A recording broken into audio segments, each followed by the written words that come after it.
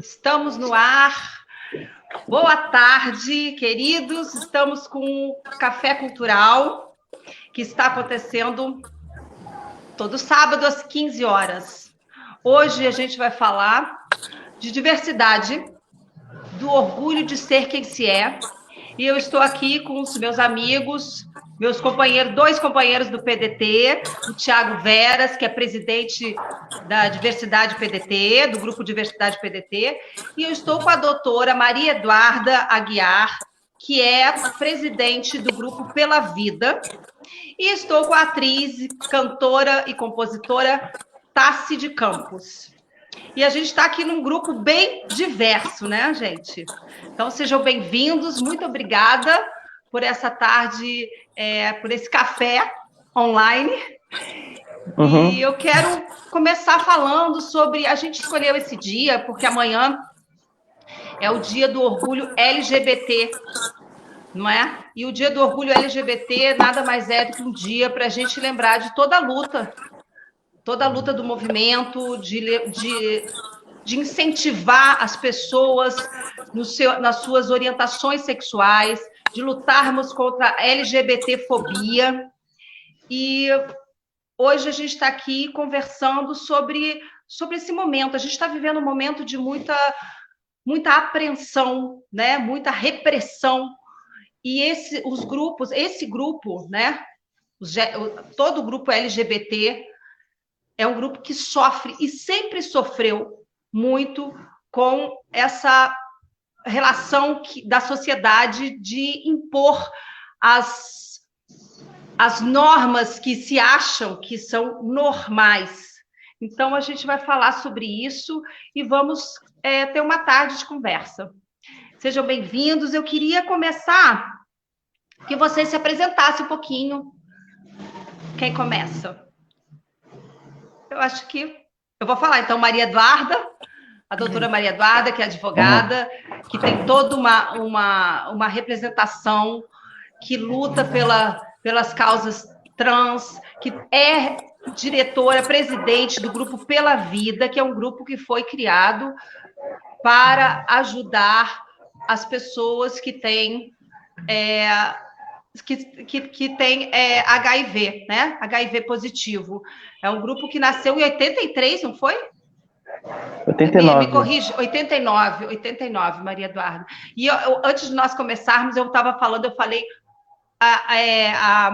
falei sobre homofobia, e a Maria Eduarda me corrigiu, e é uma coisa que a gente precisa falar aqui, né?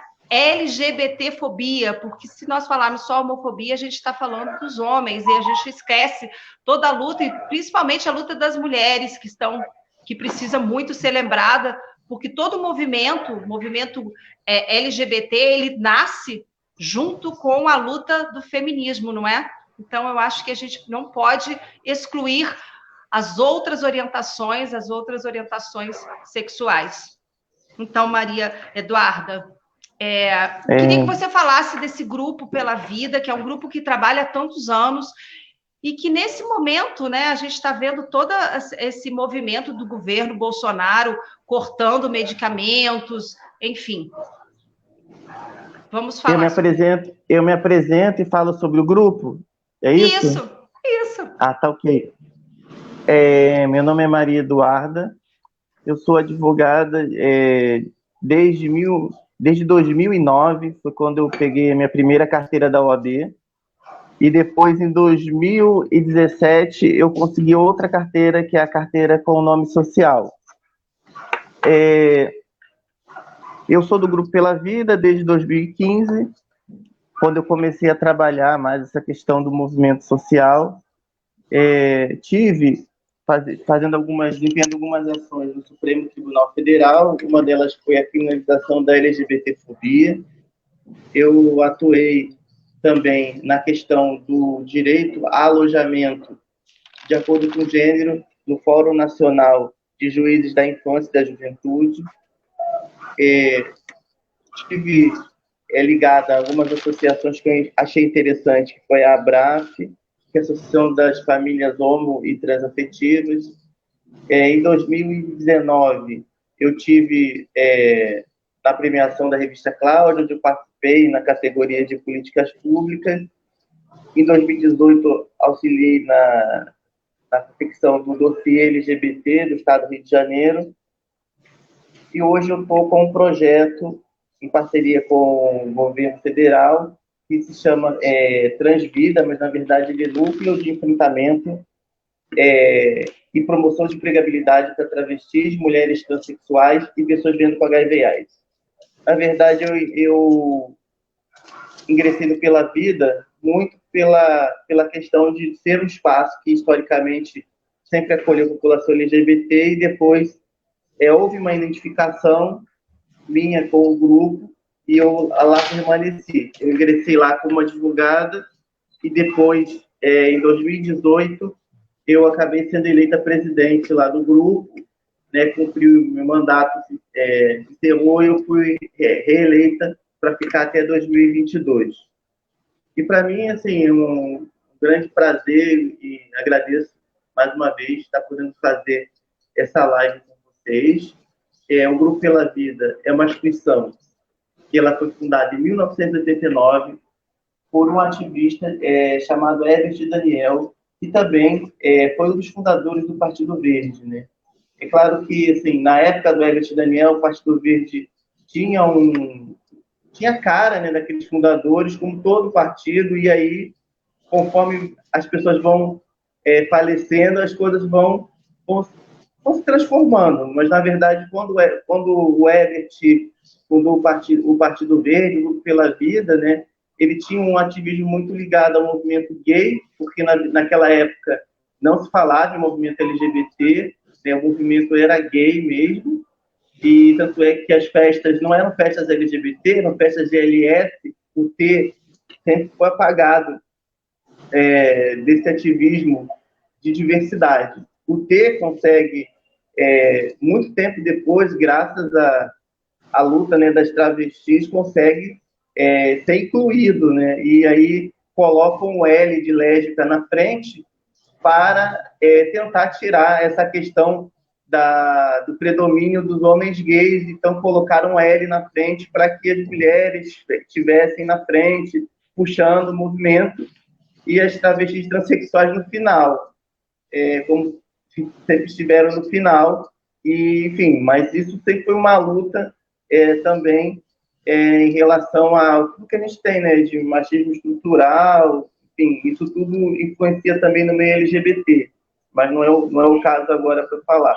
Então, o Herbert era um ativista gay, então ele do movimento de HIV/AIDS, porque, assim, no momento quando ele se descobriu pessoa vivendo com HIV/AIDS, ele sempre quis lutar pela vida dele. Ele tem um lema que ele fundou lá no Pela Vida, que se espalhou para diversas instituições, que é o lema de Viva a Vida.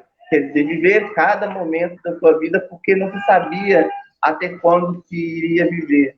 No Pela Vida tem uma toalha onde tem uma mão de cada pessoa, de pessoas diferentes, nomes. Todos aqueles nomes que estão lá são pessoas que morreram durante os anos duros da epidemia de AIDS. Hoje, graças à luta dessas pessoas, graças à luta do Herbert, da ABIA, que foi a primeira instituição de HIV/AIDS do Brasil, não foi o Pela Vida, foi a ABIA, a Associação Brasileira Interdisciplinar de AIDS, é que hoje a gente tem esses medicamentos, esses direitos, né, da pessoa que vive com HIV. Foi uma luta para conseguir que esses medicamentos fossem concedidos gratuitamente, que a gente tivesse um programa nacional de AIDS, né, que hoje foi deteriorado. A gente não tem mais uma coordenação de um departamento de AIDS, a gente tem uma coordenadoria. Então, todas essas lutas foram importantes, algumas a gente teve um retrocesso, mas o Pela Vida sempre trabalhou nessa perspectiva. E a gente sabe que uma parcela da população que vive com HIV/AIDS são LGBTs. Então, o grupo sempre teve envolvimento também com causas de direitos humanos da população LGBT, principalmente da população trans, que é a mais afetada, muitas das vezes, pela questão da vulnerabilidade. Então, eu sempre costumo dizer, né, que o HIV/AIDS também é uma doença que é muito ligada à vulnerabilidade, porque quando você não tem os meios para você poder se informar, quando você não tem acesso, né? Uma coisa é estar acessível na unidade, outra coisa é eu ter acesso. Se, por exemplo, se eu tenho um medicamento como PEP e PrEP, que são medicamentos utilizados para combater que a pessoa se infecte com HIV, mas se a população que é vulnerável não tem acesso, não tem condições de chegar até essa tecnologia, aí a gente tem aí uma vulnerabilidade. Então, o grupo sempre tentou trabalhar isso através de informação, combate a estigma e preconceito. A gente faz um trabalho de testagem há muitos anos, porque a gente entende que a testagem é uma das formas de prevenção para o HIV/AIDS, porque quem se testa começa a se tratar e não vai transmitir o vírus para outras pessoas, enfim, e ficar sabendo é importante como política de saúde. Então, a gente sempre trabalhou nessas frentes. Hoje a gente está no Conselho Estadual de Saúde, no Conselho LGBT, e a gente tem atuado em testagem, entrega de cestas básicas, nesse momento do Covid-19, e também no atendimento multidisciplinar. Lá a gente tem advogada, psicóloga, assistente social, para atender a população que tem as demandas, ressaltando, né, que a nossa atuação nesse sentido é em casos de violações de direitos humanos. É uma coisa que a gente não tem visto, né, Maria Eduarda? Campanhas, nunca mais se falou de AIDS. E o índice de AIDS, primeiro que é uma doença que está na nossa sociedade, que existe, e que não é falado mais. Então, assim, a gente vê que aumentou no meio dos adolescentes, não é? Teve também uma época que aumentou na terceira idade, quando surgiu o Viagra. Teve um aumento na terceira idade também, que é uma coisa que nunca mais se tocou. E é uma coisa que precisamos falar, né? São somente movimentos, grupos que continuam nessa batalha. E a gente teve aqui uma fala do nosso presidente que diz que a população não tem que pagar medicamento para as pessoas que têm HIV, assim como todos os absurdos que ele fala.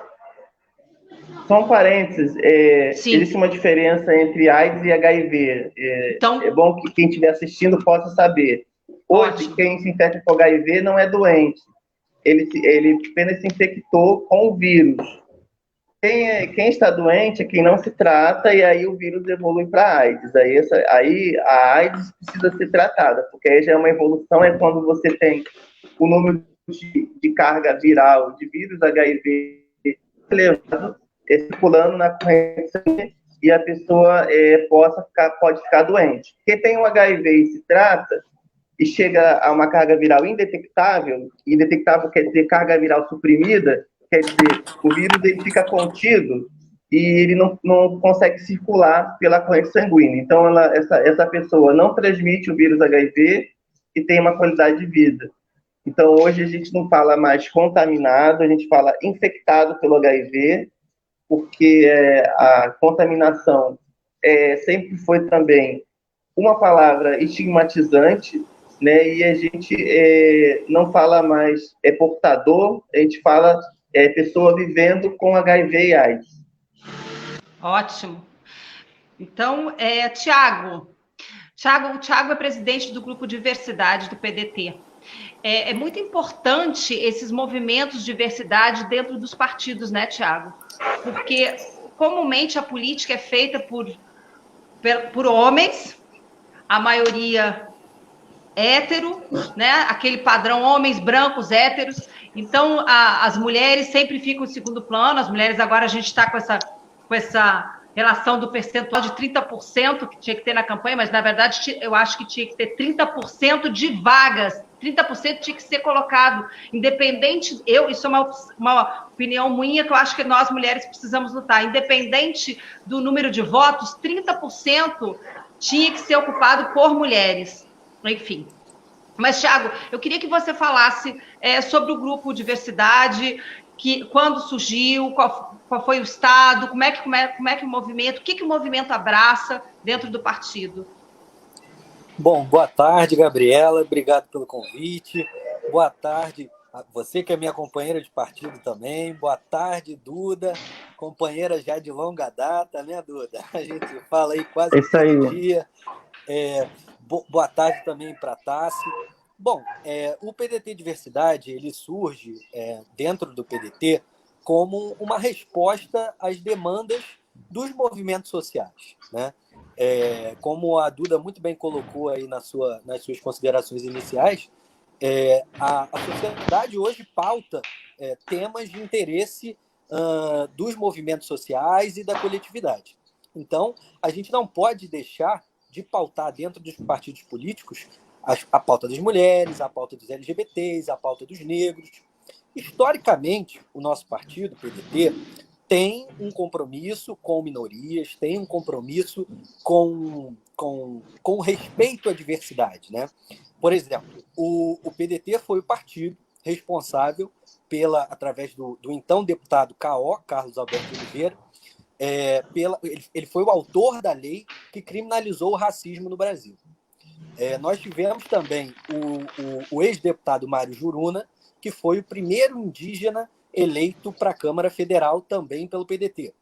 Nós tivemos a Abdias Nascimento, primeiro senador negro da República, também pelo PDT. Então, inegavelmente, o nosso partido e a nossa corrente política têm um compromisso histórico com minorias. Mas se você reparar, eu citei nomes exclusivamente masculinos e que não são LGBTs. Então, naquela época, não se fazia uma discussão tão acentuada de gênero, de sexualidade, de orientação sexual, de identidade de gênero. Não se faziam essas discussões, né? E aí o PDT Diversidade surge com o aprofundamento dessas discussões de movimentos sociais. Ele começa, se eu não me engano, em 2013, né? Ele é fundado em 2013 ou 2015 no PDT, e surge aí já em alguns estados do Brasil. Hoje nós temos no PDT Diversidade representações nacionais, nós teremos vários pré-candidatos e pré-candidatas a vereador e até eventualmente a prefeitura, né? A Duda Salaber, lá em Belo Horizonte, porque ela retirou agora, mas ela era até então até pré-candidata a prefeita lá na cidade de Belo Horizonte. Nós temos um movimento nacionalmente constituído, que é presidido por uma mulher trans, e aqui eu sou presidente estadual do Rio, e na capital nós temos o Glauco, que é um homem trans. Então, a gente tenta fazer dentro do PDT Diversidade uma discussão que se paute, como a Duda muito bem colocou, todas as letrinhas, né? Não adianta a gente fazer militância que privilegie grupos dentro daquilo que a gente considera diversidade. Então, o PDT é um partido que tem uma relação com educação e trabalho muito intensa, né? É inegável que Brizola foi, acho que sem dúvida, a maior referência da educação no nosso país, e as pautas trabalhistas também são incorporadas dentro do contexto LGBT no nosso movimento de diversidade. Por que eu falo isso? Porque a gente precisa olhar para a população LGBT enquanto cidadã, né? Enquanto detentora de direitos, enquanto detentora e aquele grupo que quer oportunidades iguais. E quando a gente para pensar e para olhar, a gente não vê isso sendo colocado na prática. Eu sempre costumo falar isso, quando a gente faz um exercício, e a Duda com certeza passou isso pela vida dela na pele, a gente faz um exercício de pensar com quantas pessoas trans nós trabalhamos, com quantas pessoas trans nós estudamos. Muito poucos. Afinal de contas, muitos não têm acesso à educação nem básica e quanto mais superior. Muitos não têm acesso ao mercado de trabalho formal, têm acesso a profissões que são exclusivamente estigmatizadas, ou são colocados à margem da sociedade, eventualmente tendo que fazer trabalhos de profissionais de sexo, ou em situações como cabeleireira, coisas que são mais artísticas, que são colocadas como únicas para aquelas pessoas. E não, nós temos a Maria Eduarda aí, que é uma excelente advogada. Nós temos a Maria Eduarda, que sustentou lá no Supremo Tribunal Federal a criminalização da LGBTfobia, nos representou maravilhosamente bem, uma profissional competentíssima e que advoga, vale a pena ressaltar, não só na questão LGBT. Ela advoga em tudo, e tudo muito bem. Então, assim, nós temos que pautar essa discussão na sociedade como nos colocando como preparadas e preparados para enfrentar um mercado de trabalho e termos essa igualdade de oportunidades. Então, é essa discussão que a gente tenta fazer no PDT Diversidade enquanto resposta daquelas conquistas que os movimentos sociais pautaram aí na sociedade. É difícil, não é fácil. Você sabe muito bem que, independentemente de um partido ser mais progressista ou menos progressista, a política é um espaço em que a LGBTfobia ainda é muito presente, em que o machismo ainda é muito presente, e tudo isso é muito estrutural.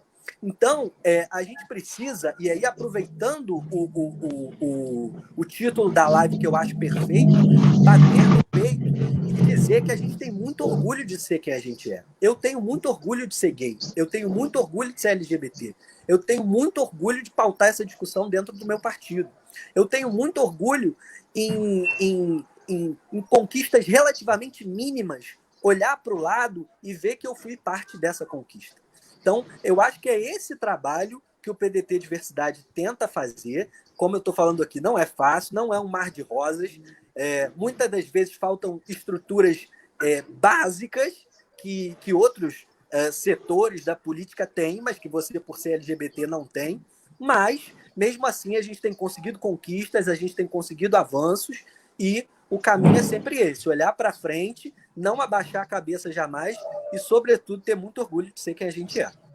Ai, que fala linda, Thiago. Eu acho que isso é muito importante. É muito importante para as pessoas se espelharem, para as pessoas se identificarem, para as pessoas se assumirem, se amarem, né? Eu acho que uma evolução da nossa sociedade é o dia que, não importar com quem você dorme, isso não importar a sua cor, né? Pensarmos de forma mais humana o que é o ser humano. E acho que nesse momento de pandemia, né, esse vírus que é invisível e que não escolhe cor, credo, orientação sexual, não escolhe nada. Eu repito isso, o vírus está nos mostrando o que é democracia. Eu acho que é para a gente parar para pensar que somos todos iguais e que numa sociedade, para ter um avanço, a gente precisa da educação, a gente precisa da comunhão, do respeito. E precisamos, sim, falar das minorias. Precisamos, sim, falar dos grupos que são oprimidos. Precisamos, sim, falar dos grupos que são mortos só pelo fato da sua orientação sexual. Você é morto porque isso é uma coisa absurda. Eu tenho também aqui a nossa querida Tassi de Campos, que representou brilhantemente a Cássia Eller. Cássia Eller, que é uma pessoa que sempre viveu com muita personalidade, né, nos palcos, a sua sexualidade. A Cássia sempre foi um exemplo. Eu conheci a Cássia pessoalmente, e se no palco era aquele vozeirão, aquela força, ela tinha uma doçura muito grande, um sorriso infantil. Eu vi ali uma menina, e é muito legal você estar aqui. Eu queria que você falasse sobre isso. E falasse assim da sua carreira, como é que surgiu, toda essa relação com a música. Seja bem-vinda, Tassi. Obrigada pelo convite, obrigada por estar aqui. Maria Eduarda, um prazer conhecê-la, prazer conhecer Thiago Veras. Muito interessante ouvir a pauta de vocês, a grande questão, os detalhes, os meandros, que eu admito que eu sou, no que toca, principalmente, olha que curioso, com relação à questão política sobre diversidade, eu admito, assim, eu sou muito ignorante, assim, no que toca a leis, mas estou me inteirando muito mais agora, dos últimos 2 anos para cá, desde que o Bolsonaro assumiu e a política ela se tornou, ela ganhou um destaque, né? Ela veio para frente, assim, ganhou um relevo. A partir disso, eu comecei a acompanhar muito mais. Então, para mim, é um enorme aprendizado estar aqui ouvindo vocês e poder a gente suprir ideias e opiniões. Eu comecei falando assim, musicalmente, eu trabalho com música profissionalmente desde os 22 anos, já tenho aí uns 8 anos. Sou de Curitiba, nascida e criada lá, tocava na noite. Já tinha uma banda, uma banda chamada Os Marginais, que me viu tocando música minha autoral num bar que é referência em música autoral lá em Curitiba, que é o Bar do Tatara. E fui convidada para participar dessa banda cantando Cássia, porque eles acharam muito similar eu cantando a música minha, timbrando muito com a voz da Cássia.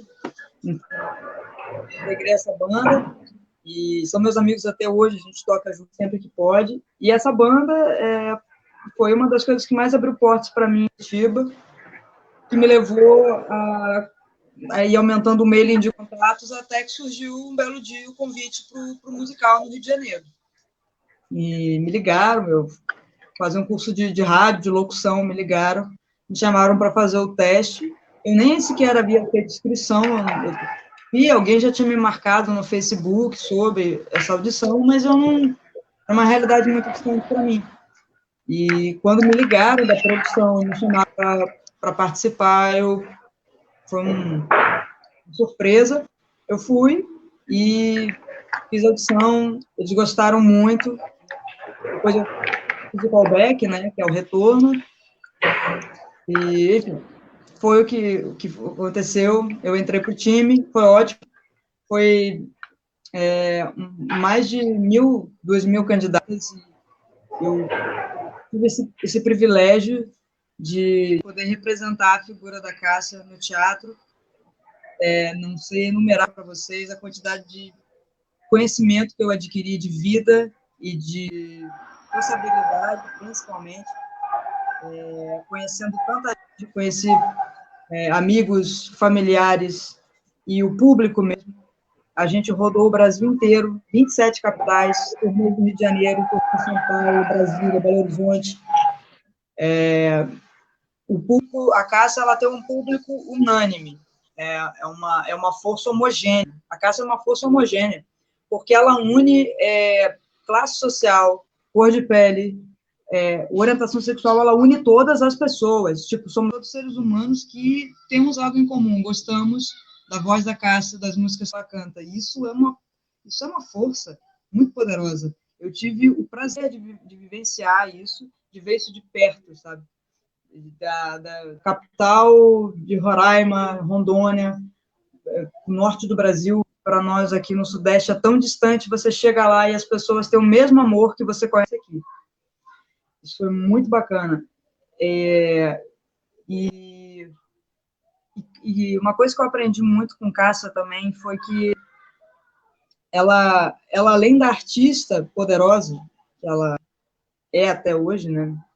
Independente do corpo físico não estar mais presente, ela ainda é uma força poderosa musicalmente, mas ela é uma força também como pessoa, porque todas as pessoas que eu conheci, que de alguma forma entraram em contato com ela, tiveram contato com ela, foram amigos, parceiros, nem que seja por algumas horas, é unânime. Eu não conheci uma pessoa que falasse mal da Cássia, sabe? Ou que tivesse algo para dizer do tipo, a Cássia era uma pessoa meio esquisita.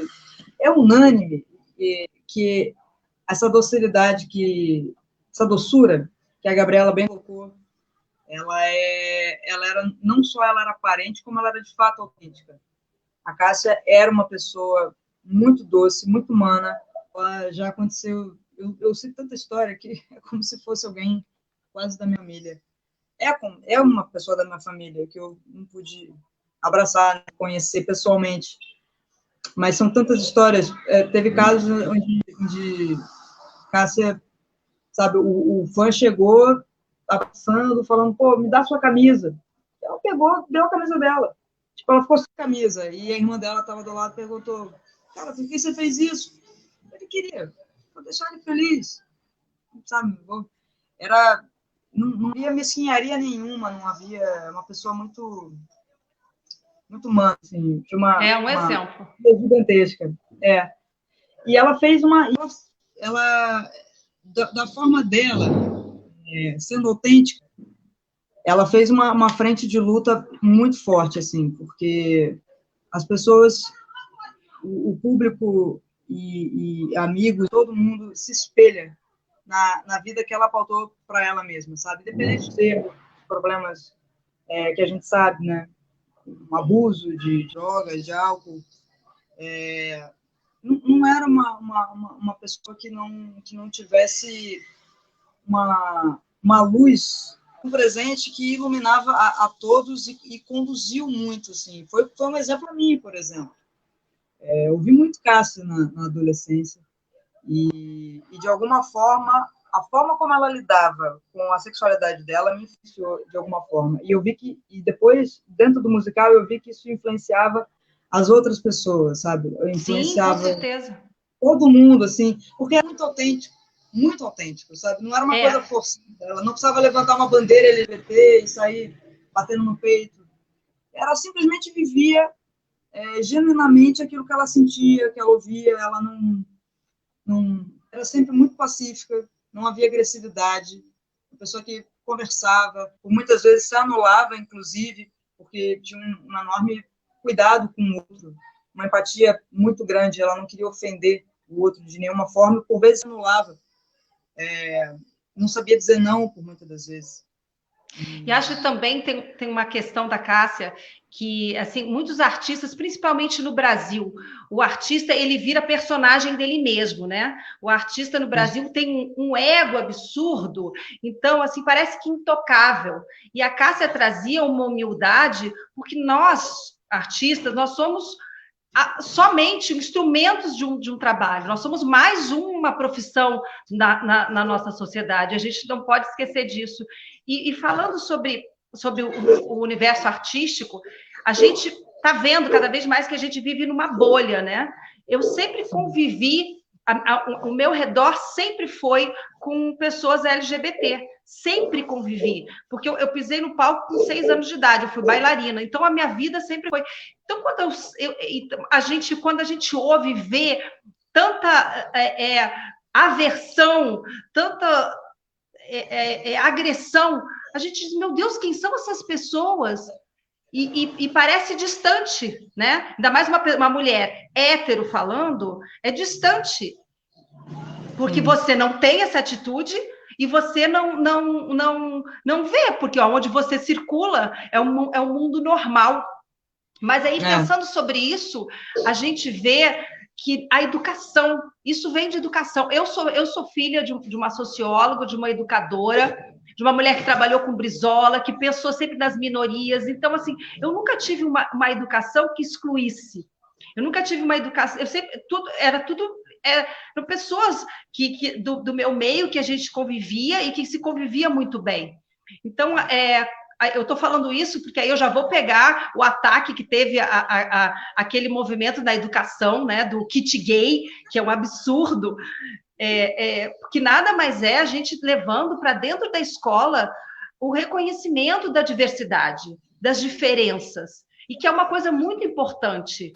Eu vejo na educação, a gente vê com os filhos, né? A gente vê como a sociedade, eu sou mãe, tem 7 anos, meu filho tem 7 anos, a gente vê que a sociedade já impõe a sua orientação, né? Quando uma criança pega um brinquedo, por exemplo, numa loja de menina, e a pessoa da loja, não, isso aí é de menina, se metendo no negócio do seu filho, ou então pega o cor-de-rosa, não, cor-de-rosa não. Teve um dia que o meu filho foi comprar lã comigo e pegou um monte de cor-de-rosa. E a senhora falou, olha, não é essa cor você não pode pegar, essa cor é de menina. E ele continuou pegando.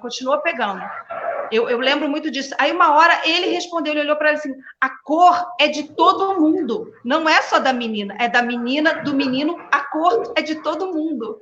E ele tinha uns 3 aninhos, e eu fiquei muito orgulhosa do meu filho, dele responder isso.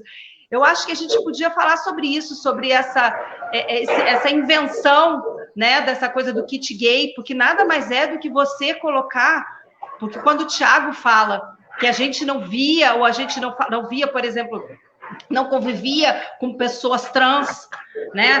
A Maria Eduarda é um exemplo no meio trans. Porque eu tenho uma pessoa que trabalha comigo, que é a Lux, que é maravilhosa, que eu participei de toda a transição dela, participo da transição dela. Ela me fez ver o mundo de outra forma.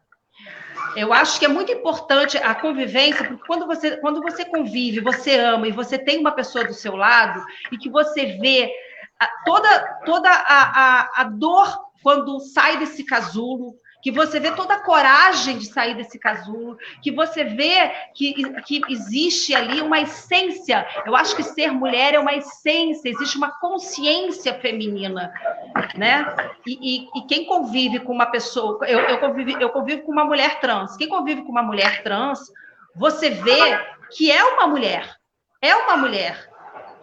Sabe? É muito mais do que ela quer ser. Não, ela é uma mulher. É uma consciência feminina que está naquele corpo. Sabe? Que é muito importante. E quando a Maria Eduarda me falou, a gente tem que ter paciência, né? Com as nomenclaturas, com a forma. A gente estava conversando, ela me corrigiu, e é uma coisa que eu falei para a Lux, você tem que ter paciência com a gente. Porque a gente tem que... Espera um pouquinho, né? Como eu fico muito mais próxima, mas nós temos um grupo, um núcleo, e às vezes a Lux vem e eu vejo que dentro do movimento LGBT, o T é muito... As pessoas ainda não entenderam o T, né, Tiago? Eu vejo em discussões de amigos gays, lésbicas, conversando que não conseguem entender, não se conseguiu entender ainda. Sem dúvida.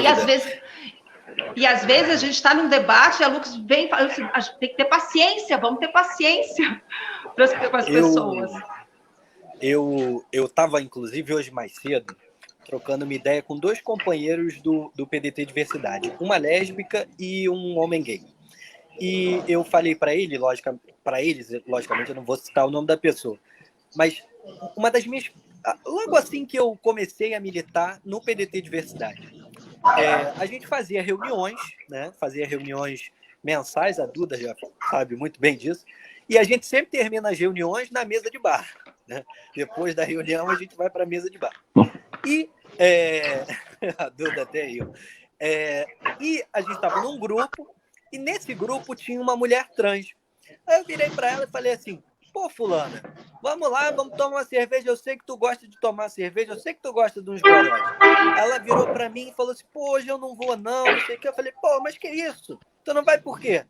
Ela, pô, não vou não. Eu falei, tu tá de sacanagem, eu sei que tu bebe. Ela, eu gosto de beber perto de casa. Eu falei, mas por quê? Ela virou para mim e falou assim, pô, Thiago, mas e se eu tiver vontade de ir ao banheiro? Aquilo acabou com o meu dia. E eu jamais tinha pensado, jamais tinha passado pela minha cabeça que uma pessoa deixasse de ir a um bar por, eventualmente, ter um constrangimento na hora de ir ao banheiro. Então, ela amava cerveja, ela ama cerveja, mas nesse dia ela não foi com a gente porque não estava perto da casa dela, portanto, ela não poderia ir no bar, ela não poderia ir ao banheiro na casa dela. Então, quando você fala dessa questão da invisibilidade trans, né, acho que a Maria Eduarda vai arrasar nesse assunto. Pois é, Maria Eduarda. E ela tem toda a legitimidade nesse sentido, mas eu reconheço, e isso é preciso, eu reconheço dentro desse segmento LGBT que eu sou um privilegiado por ser um homem gay, cis, né? E eu tenho que reconhecer os meus privilégios. Isso é o mínimo, isso é o básico. Porque não tive nenhum problema no meu acesso à educação, não tive nenhum problema no meu acesso ao mercado de trabalho, nunca passei por constrangimento nenhum na hora de uma consulta médica, etc, etc, etc. Coisas que um homem trans ou uma mulher trans passam a rodo. Um homem trans, eventualmente, a Duda com certeza vai falar sobre isso, pode querer ir num ginecologista, e aí, pô, mas o nome diz uma coisa, não sei o quê. Então, assim, esse tipo de situação e esse tipo de invisibilização é terrível. E aí eu acho que a grande tarefa do movimento LGBT, além da conquista de políticas públicas, além da conquista de fazerem mais pessoas baterem no peito e dizerem eu tenho orgulho de ser quem sou, é, acima de tudo, tratar todos nós de maneira igual e tentarmos pautar uma discussão em que a gente reconheça as desigualdades, porque existe muita desigualdade entre nós. Da mesma maneira que existe uma extrema desigualdade no acesso ao mercado de trabalho de homens e mulheres, existe dentro da pauta LGBT, dentro do segmento LGBT, uma distância enorme entre as próprias letrinhas, entre as próprias denominações. Eu tenho privilégios que um homem trans, uma mulher trans não tem. Eu sei reconhecer isso, é preciso reconhecer isso, e é uma das grandes tarefas do movimento social, do movimento político organizado. Nós precisamos dar a efetiva participação das pessoas invisibilizadas. Não adianta eu querer pautar, eu dizer que eu tenho legitimidade para discutir pauta trans. Eu não tenho. Eu tenho a legitimidade para reconhecer o meu privilégio em relação a pessoas que, em esmagadora maioria, vivem em situação de vulnerabilidade social. Mas eu não tenho a legitimidade que a Maria Eduarda tem. Não tenho. Claro. Ela tem, e tem toda. Então, é preciso reconhecer isso, e aí você, Gabriela, na sua fala você tocou isso perfeitamente, e saber das especificidades de cada denominação, né? Não não, todo LGBT precisa disso. Não, pode ser que, eventualmente, para mim, uma determinada demanda seja completamente diferente da demanda da Duda, da demanda de um homem trans, da demanda de uma mulher lésbica, e tem, além do recorte de gênero de gênero, orientação sexual e identidade de gênero, tem um recorte social também. Né? Exatamente. Tem um recorte de classe. Qual é a tem diferença? De cor. De cor, exatamente. E fazer essa discussão também é extremamente necessário. Eu moro na Tijuca, você já viu aqui na minha casa, eu tenho um certo privilégio que, andando 300 metros, o mesmo homem gay que mora no Morro do Salgueiro não tem. Então, eu acho que a grande tarefa do movimento social também é fazer essa discussão, fazer um debate claro, honesto e sincero em relação às próprias desigualdades existentes dentro do próprio segmento LGBT. Se a gente não fizer isso, vai ser chovendo molhado. Exatamente. Maria Eduarda, as grandes conquistas que se teve, né, Maria Eduarda, nós todos, né, as grandes conquistas que se teve no movimento LGBT foi feito pelo STF, não é? A gente não tem assim, as conquistas pelo Legislativo, foi tudo pelo STF, não foi? Como é que você vê isso? Então, eu vou falar sobre isso, mas eu queria comentar sobre umas questões. Em relação ao kit gay, ele não existe. Exatamente. Então, também sou contra o kit gay. O que existiu foi um programa nacional de combate à LGBTfobia nas escolas. O objetivo era instruir os professores e os profissionais. Por quê? A gente detecta, e o movimento sempre detectou, que o principal agente de exclusão dentro da escola da população LGBT é o próprio professor, é o próprio inspetor, é o diretor, quando proíbe que uma pessoa transexual, travesti, ou homem trans, ou mulher trans, possa ter o seu nome social na chamada, quando não cria uma política que permita essa pessoa utilizar o banheiro, mesmo a gente tendo a resolução 12 do Conselho Nacional de Combate à Discriminação em vigor, que permite o uso de banheiro de acordo com o gênero auto-identificado, tanto em ambientes públicos ou de ambientes privados, então não importa se a universidade ou a escola é pública ou particular, funciona da mesma forma. A gente tem resolução do MEC, mas mesmo assim, isso, na escola acaba sendo fruto de violência para essa população. E o resultado que a gente tem é 90% da população transexual na prostituição compulsória e menos de 0,03% nas universidades. A maioria da população de travestis e transexuais não conseguem terminar o segundo grau, né? E aí, isso gera uma bola de neve que faz com que essas pessoas não consigam se incluir, não consigam emprego. Então, a gente tem um grande problema de empregabilidade que começa lá atrás, porque a pessoa não teve condição de estudar e se capacitar.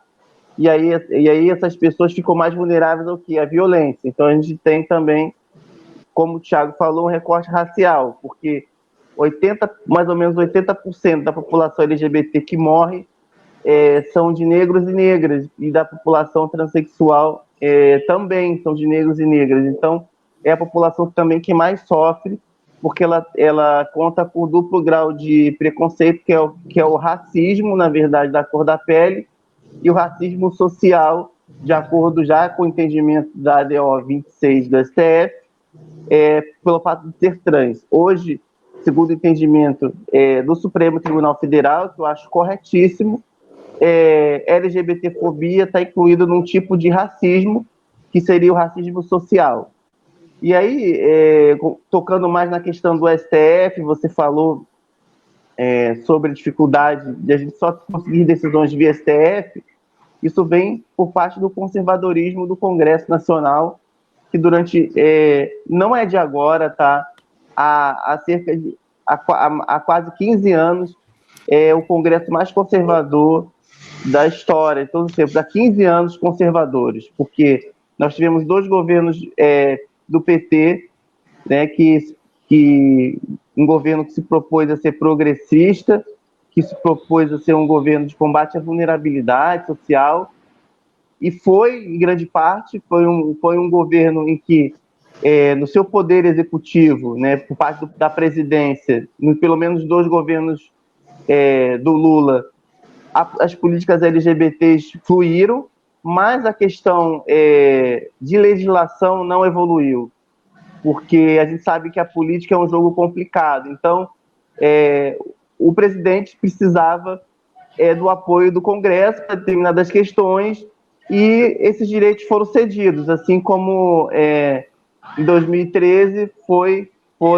afundado, né, o programa de combate à LGBTfobia nas escolas para atender a bancada evangélica, assim como o próprio governo, o próprio partido que estava liderando o país naquela época, afundou a PL de criminalização da LGBTfobia para atender o anseio de determinados grupos conservadores e poder obter aprovação em outras pautas que eles reputaram que eram mais importantes. Então, o grande problema é que os direitos de pessoas LGBT são colocados também como moeda de troca, muitas das vezes, pelas pessoas que se dispõem a nos representar. E a gente tem também um Congresso conservador, que não só não aprova leis, e quando ele não aprova, ele está em mora de atraso mesmo, quando você não paga um boleto, está em mora. Então, o Congresso está em mora inconstitucional. Quer dizer, ele está agindo contra a Constituição e lesando o direito de populações e grupos vulnerabilizados. Então, o Congresso Nacional está ainda em mora com a população LGBT, e mais, iniciativa de alguns parlamentares fazem projetos de lei para retirar direito de pessoas LGBT, retirar o direito ao nome social, retirar o direito à alteração civil de mudança de documentos de acordo com o gênero. A cura gay, que foi arquivada, fazer manobras para impedir o casamento civil igualitário. Isso não só por parte do Congresso, mas parte de alguns juízes de primeira instância, que cavam um entendimento equivocado da Constituição, quando o Supremo já entende o casamento civil igualitário como algo perfeitamente em harmonia com a Constituição. Então, muitas das vezes, como o próprio ministro Luiz Roberto Barroso cita no julgamento histórico, onde ele atuou enquanto advogado ainda, foi o caso da União Civil Igualitária, da União Homoafetiva, que ele, muito brilhantemente, ele citou que os direitos de minorias não devem estar apenas na mão do processo político majoritário, e sim na mão dos tribunais constitucionais, porque é dever dos tribunais constitucionais fazer o contraponto e impedir que a Constituição seja rasgada. Então, se o Congresso rasga a Constituição, se o presidente rasga a Constituição, está na mão dos juízes fazer com que a Constituição, os direitos humanos sejam cumpridos. Então, por isso que, muitas das vezes, os direitos de pessoas LGBT ficam a cargo e tem como tábua de salvação o STF, que é um tribunal consagrado aos direitos humanos, à Constituição. A Constituição é muito clara. Não haverá nenhuma forma, né? A Constituição Federativa do Brasil vai combater de todas as formas a discriminação, promoverá leis de combate à discriminação e à dignidade da pessoa humana. Então, se a Constituição determina que é dever do Estado editar legislação de combate à discriminação, não cabe ao processo político, não cabe aos deputados, aos senadores agirem contra a Constituição. E assim sendo, cabia ao Supremo interpretar. Então, no caso da criminalização da LGBTfobia, interpretou, sim, enquanto racismo social, porque o conceito de racismo, para quem está ouvindo a gente, até para a gente debater também, ele se trata de grupos que dominam, são os opressores, e grupos estigmatizados / vulnerabilizados, que é o que ocorre exatamente com a questão dos LGBTs.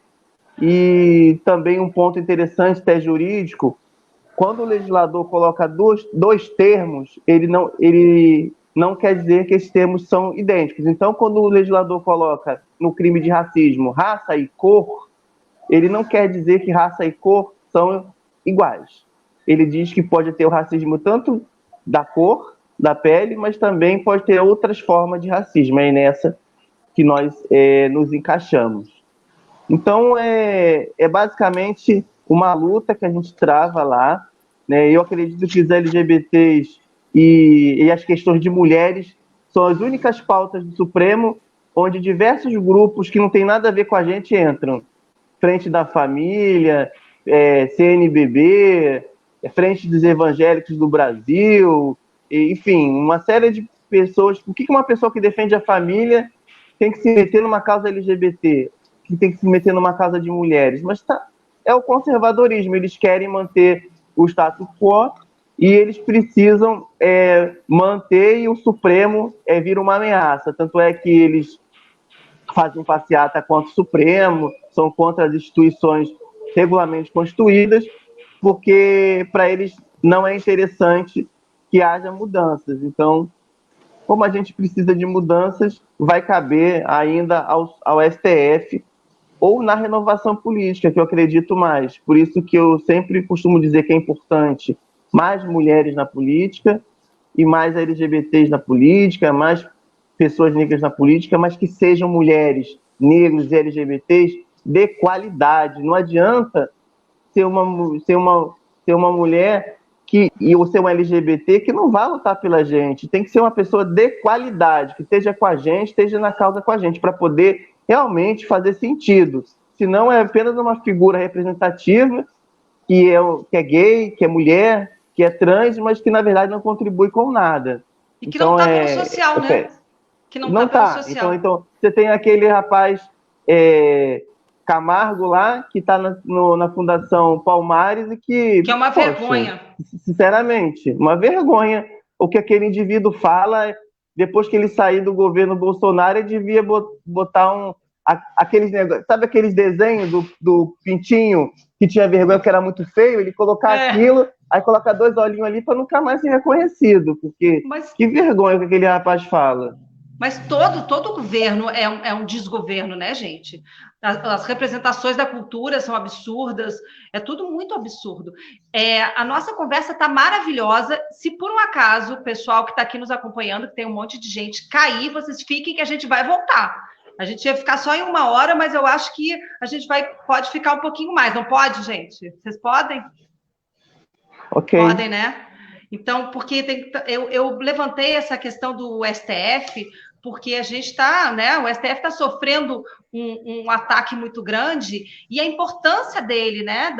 A importância da gente não deixar que isso aconteça. E quando a Tassi fala que ela estava longe dessas discussões políticas, eu acho que o Bolsonaro a parte boa é que as pessoas se voltaram para questões sociais, para questões políticas, repensar o seu voto, a importância do seu voto, né? Que eu acho que foi... Eu, como poliana, eu sou sempre muito otimista e tento ver a parte boa dessa... Eu acho que nós estamos aqui discutindo uma série de coisas e pessoas que se voltaram para a política justamente nesse governo de grande opressão, né? De grande fascismo. Então, foi muito importante. Gabriela, Fala. se permite, desculpa te cortar, eu acho que tudo isso que aconteceu no Brasil, ele é muito fruto das fake news. Hoje a gente está sendo todo esse inquérito do gabinete do ódio, das fake news, porque o brasileiro foi bombardeado, né? Uma vez eu estava aqui em casa e aí minha mãe perguntou para mim o que o Jean Willis tinha feito, porque mandaram para ela uma mensagem que o Jean Willis, junto com o Pablo Vittar, ia ensinar ideologia de gênero nas escolas. Você vê, mandaram mensagem que o Jean Willis ia mudar a Bíblia, que o Jean Willis... Eu briguei com pessoas deixaram de falar comigo, porque pessoas colocavam, dizendo que o Jean Willis apoiava a pedofilia, e eu chamava a pessoa... Falei, você não lê, você não estuda, não vai no Google antes de compartilhar as coisas, não? Porque era tanta bobagem, tanta besteira que as pessoas compartilhavam e foram acreditando nos últimos anos. O Google, por exemplo, o Facebook, se você fala alguma coisa no seu celular, eu não sei se eles escutam, mas logo vem uma mensagem no Facebook, qual que você estava conversando, eu já testei isso. Eu uma vez estava falando sobre que eu queria fazer um curso para o Tribunal do Júri. E veio para mim uma mensagem no Facebook, curso para o Tribunal do Júri. Esse negócio tem espião. É sério. Eu acho que eles escutam a gente. Eu não sei como é que isso acontece, mas eles têm padrões. Então, eles têm padrões. Então, quando um determinado grupo político com dinheiro compra um pacote para encher aquelas pessoas de um determinado padrão de informação falsa, não tem, uma concorrência desleal. Então, primeiro, eu acho que para a gente mudar a situação, realmente tem que descobrir quem são as empresas que financiam esse esquema criminoso e tem que prender as pessoas que estão envolvidas, para a gente ter, sim, eleições com base na lealdade, com base realmente no discurso político e não numa empresa que compra uma tecnologia para poder ludibriar o eleitor, né? Eu acho que isso é fundamental a gente também pensar. Foi fundamental você falar, até para as pessoas também pensarem antes de compartilhar, porque às vezes recebem notícias absurdas e já vão compartilhando. Eu acho que é importante que as pessoas comecem a ver se a notícia é verdadeira, porque quando a gente vê uma população que não tem muito acesso e acaba de forma ingênua aceitando essas notícias, mas a gente está falando de notícias, né? Mas daqui a pouco você vê pessoas que têm instrução compartilhando absurdos, né? Quem votou no Bolsonaro é uma loucura. A gente fica pensando, a grande maioria, o cara ganhou e ele não enganou ninguém. Ele disse que veio. Ele não veio. Ninguém pode dizer me decepcionei. Se decepcionou com o quê, né? Porque o Bolsonaro não enganou ninguém. Ele sempre foi ali a favor do torturador. Ele sempre mostrou que ele era completamente homofóbico, ele sempre mostrou toda a sua racista, em todas as falas, em todo momento. Então, não houve um engano, mas eu acho que isso que você falou, Maria Eduarda, é muito pertinente e a gente precisa ver esse inimigo que é a fake news e que é perigosíssimo, que a gente está à mercê dessas falsas informações e prestar atenção para não ficar compartilhando. Olha, a gente está quase acabando, mas a gente vai voltar. Rodar, que está aqui na administração, eu não sei se... deu 1 hora, eu acho que não cai, né, Rodar? A gente pode continuar. Não cai, pode continuar, não cai. Então tá bom. Porque no Instagram é que quando você vê, bum! Ótimo. Não, eu quero... Fala. Eu gostaria de fazer um comentário a respeito também dessa história da fake news. A Maria Eduarda comentou sobre as empresas, né, que financiaram esse esquema das fake news, que foi o que elegeu o Bolsonaro no Brasil. Saiu, na época nas vésperas da eleição, saiu uma lista, eu acredito que não completa, mas uma lista com muitas empresas que vazou na época que elas estavam financiando, elas estavam fazendo o alimento das fake news. E já na época, eu lembro que quando eu recebi aquilo através de grupos de WhatsApp, eu repassava para o máximo de pessoas e citava o boicote, porque era o mínimo que a gente podia fazer, além de toda a propaganda, de conversar com as pessoas, de tentar fazer as pessoas enxergarem que aquilo era uma grande mentira e que as pessoas precisavam pensar a respeito daquilo antes de sair compartilhando. Mas um boicote às marcas também. Não vou citar aqui, porque acho que não sei se poderia citar, seria antiético citar, mas, enfim, vai de marca de... Smart Fit, Avan... Pode falar. Óticas Carol, show, tipo, sabe, ração de cachorro até loja de óculos de sol, de óculos de grau, e eu fiquei assustadíssima, assim, porque eu pensei, gente, você consome os produtos e serviços dessas empresas, acreditando que a coisa está acontecendo ali, mas você imagina que o pensamento sobre direitos humanos, sabe, e questões humanitárias, isso é uma questão universal que, sabe, que uma empresa nunca ia financiar, tipo, mentiras deslavadas, sabe, para um governo claramente fascista. E aí você toma um choque absurdo, você pensa em que realidade eu estou inserido, o que eu estou consumindo uma coisa, mas eu não deveria consumir mais isso, porque essas pessoas que me dão esse serviço, que por vezes é bom, e você até aprecia o trabalho ou o produto, mas a ideologia por trás dele é tão assassina quanto o cara que você está lá falando mal, sabe? E agora está havendo um movimento, né? Eu acho que é um movimento estrangeiro, me fugiu o nome agora. O cara acho que é dos Estados Unidos, se eu não me engano. E ele estava com o movimento de tirar... Você vai saber dizer melhor do que eu. Apareceu uma série de empresas que até hoje fazem rodar essas fake news. E aí começou a jogar os nomes na imprensa, no jornal, saiu no El País. E aí as empresas começaram a tirar da reta. Até o Banco do Brasil tinha uma plataforma que estava rodando fake news, falando do governo e tal, e as plataformas começaram... Os patrocinadores, vamos dizer assim, começaram a tirar seus nomes quando foram colocados a público. Teve Sadia, Perdigão, o Banco do Brasil chegou a retirar, mas depois o Flávio Bolsonaro, não me lembro, ou o Carluxo, chegou lá e parece que colocou uma pressão. Enfim, eu vou até depois procurar isso certinho para repassar, para não estar falando besteira, mas sei que rolou isso agora recentemente. Enfim, Você falou, Tassi, das empresas, e que você fica abismada, o que a gente fica abismado com todo esse movimento, assim, que vai... É uma maldade, né? É uma maldade. Eu acho que a gente está vendo que nós, humanos, nós somos duais. A gente tem o bem e o mal dentro da gente, independente de onde você está vibrando. Mas a gente está vendo que a nossa sociedade tem vibrado numa maldade, num descaso numa falta de amorosidade, de caridade com o próximo. A gente vê agora mesmo, no meio dessa pandemia, esses movimentos, essas carreatas que tiveram, absurdas e que ainda tem, né? É muito importante que a gente fale, nós estamos no meio de uma pandemia.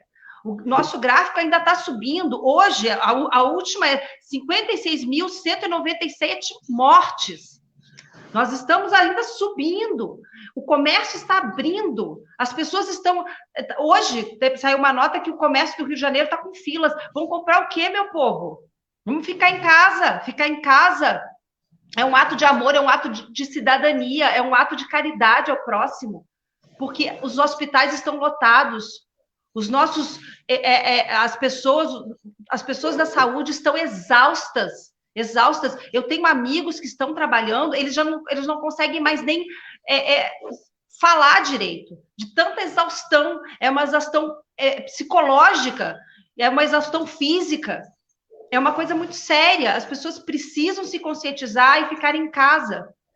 A gente entende que é um horror. O nosso governo não está dando essa opção, né? Deu R$600, essa confusão, agora é R$300. Nós não tivemos, a sociedade não está tendo o amparo suficiente para isso, então a gente vê o desespero, mas a gente vê pessoas instruídas, vamos, o desespero para voltar ao normal, mas que normal é esse? Que normal é esse? Será que nós já vivíamos no normal? Nós já estávamos no normal? Hoje a gente está aqui falando de uma classe que é subjugada, ameaçada, que vive sob ameaça, né? A gente está falando de uma parte da nossa sociedade LGBTQIA+, né? A gente está falando de pessoas que são julgadas pela sua orientação sexual, elas são julgadas por quem elas querem se conviver, elas são julgadas porque elas são...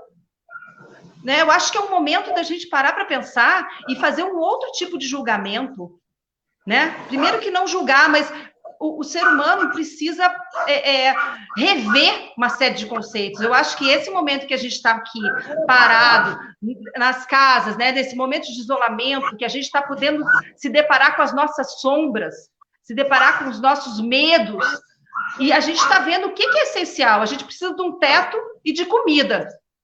E muitos nossos não têm. A gente está falando, e a gente vai para uma minoria que é a população de rua, que nem é falada, né? A Maria Eduarda faz um trabalho belíssimo com a população de rua. Então, assim, é o mínimo que a gente pode ter. E aí a gente tem que rever quanta coisa a gente tem que jogar fora em casa, quanta coisa que a gente não precisa. Nesse período que ficamos em isolamento, o que adianta você ter um carrão na garagem se você não pode sair? O que adianta você ter um monte de dinheiro se você não pode gastar? Então, quais são as prioridades do ser humano? Quais são as nossas prioridades? Né? O que a gente precisa realmente para viver? E a gente está vendo que a gente precisa sim ficar em casa por mim, pelo meu familiar e pelo outro. Nós vivemos em rede, gente. Um bater de asas no Oriente reflete no Ocidente. Nós não somos únicos. Nós somos um povo, uma comunidade, um país, um mundo. Então, eu acho que é um momento de pararmos e refletir exatamente sobre isso. E pensarmos em todos esses movimentos de amor. Porque nada mais a gente falar sobre igualdade, respeito, é falar de amor, é falar de tolerância, né? Quando, eu não entendo, você não entende muito bem, respeite. A gente não precisa entender tudo. Se você quiser, você vai se instruir, vai estudar, mas no mínimo a gente precisa respeitar. No mínimo, a gente precisa aceitar, porque estamos aqui de passagem nessa terra, que não é de ninguém. Aí a gente vai falar dos nossos irmãos índios, que estão ali lutando pela terra que é nossa, pela diversidade da Amazônia, pela diversidade da mata, e que estão sendo oprimidos, subjugados. Então, eu acho que a gente precisa, nesse momento, nós que estamos aqui, que estamos podendo conversar, lideranças de movimento, é falar de amor, gente. É falar de compaixão, é falar de caridade, é falar de união, para que as coisas mudem. né? E pensar nessa nossa política, esses políticos que vêm para resolver suas vidas, vida dos seus familiares, vida do seu redor, para acumular dinheiro. A política hoje virou um lugar de acúmulo de bens, né? Os políticos, de acumular. Não é isso, não é para isso. Nós somos os seres políticos. O momento que a gente pensa fora do social, a gente já está num pensamento político, né? Então, eu acho que é para isso que a nossa reunião, principalmente falando dessa classe, desse movimento, desse núcleo da nossa sociedade que é tão sofrido. Eu acho que a palavra sofrido, porque quando você se vê diferente do que a igreja, do que as religiões, do que uma sociedade machista, patriarcal impôs que era o normal, quando você se vê diferente, quando você é criancinha e já começa ali, quando o seu gosto por algum brinquedo, ou o seu gosto por alguma coisa, ou a forma que você senta e que você fala, não está nos padrões e é reprimido, você já começa a sofrer ali. É naquele ponto que você começa a sofrer. Então, vamos ter mais amor, mais solidariedade, mais compaixão. Não quer entender? Tudo bem, mas respeite. Respeite. Nós já estamos com 1h10 e eu queria que alguém quer falar mais alguma coisa? Porque eu vou pedir para a Tassi cantar para a gente. Não, só agradecer mesmo pela oportunidade, muito bom. Eu quero agradecer também. Eu quero dizer que é muito importante o Tiago, é muito importante os movimentos dentro dos partidos de diversidade. Maria Eduarda é uma representação de uma classe, Maria Eduarda é um exemplo, ela sabe disso, que ela é um exemplo. Todo o movimento trans é muito oprimido, não é visto, não é lembrado, não tem espaço. E é muito importante a gente ter uma mulher assim que faz esse trabalho social, esse trabalho filantrópico, esse trabalho amoroso que a Maria Eduarda faz. Então, eu quero agradecer muito. Muito obrigada. E a Tassi vem trazendo a arte, né, Tassi? Porque a arte é um movimento político. Não é à toa que os artistas, a educação, né, nesse governo foi atacada, e a cultura. Porque a arte é uma arma política de transformação. Nós, artistas, não somos presos, né? A nossa mente não consegue ser presa. Nós temos uma liberdade, e essa liberdade de expressão tem que ser mantida, assim como a liberdade de amar, a liberdade de opção. Vamos lutar pela liberdade e pelo respeito. Eu queria agradecer a presença de todos, dizer que terça-feira a gente tem outra live com a secretária de Fazenda de Niterói, que é a Giovana, que a gente vai falar de todos os movimentos. Niterói está servindo de exemplo, todos os movimentos que foram feitos aqui no município para ajudar a população a ficar em casa. Foi todo um movimento da Secretaria de Fazenda, da Secretaria de Saúde, da Prefeitura, do município. A gente vai falar sobre isso na terça-feira. E no sábado que vem, a gente vem com uma discussão. Eu quero convidar vocês, porque eu acho que tem muito a ver. A gente vai falar sobre a lei, sobre a alienação parental, que é uma lei que vários países não aceitam. Ela foi toda embasada e criada por um psiquiatra americano que abraça a pedofilia, gente. A gente vai falar ela é uma lei que ataca a Lei Maria da Penha, é uma lei que ataca a mulher, é uma lei que vem, ela precisa ser reformulada, repensada. Eu vou ter um encontro aqui com uma advogada, com uma militante feminista, que vai falar sobre isso e que é muito importante. Mulheres estão sendo muito massacradas por causa da lei de alienação parental. É uma polêmica. E eu que vou pedir para a Tassi de Campos cantar uma música. Muito obrigada. Eu quero agradecer pelo convite também, agradecer por ter o prazer de estar aqui com pessoas tão esclarecidas que podem compartilhar o conhecimento de vocês. Eu gosto muito sou muito interessada, então, Eu fiz várias anotações aqui, eu estou com a colinha, fiz várias coisas, eu precisava mais 3 horas para tirar dúvidas, e se houver uma possibilidade depois de canal, eu queria tirar dúvidas técnicas com relação a termos, diferença que é uma mulher lésbica para um homem trans. Eu, por muitas das vezes, me questiono se eu sou de fato uma mulher lésbica, um homem trans. Eu realmente, eu não sei, eu até queria um pouco mais de esclarecimento nisso, acho que agora não é o momento, mas queria agradecer. Muito obrigado, Thiago, muito obrigado, Maria Eduarda, obrigado, Gabi, pelo convite. E falando de amor, eu escolhi essa música que eu acho que é muito singelo a forma como o amor é tocado, e é do feminino também, música Gatas Extraordinárias, que a Cássia interpretou tão brilhantemente essa canção do Caetano Veloso.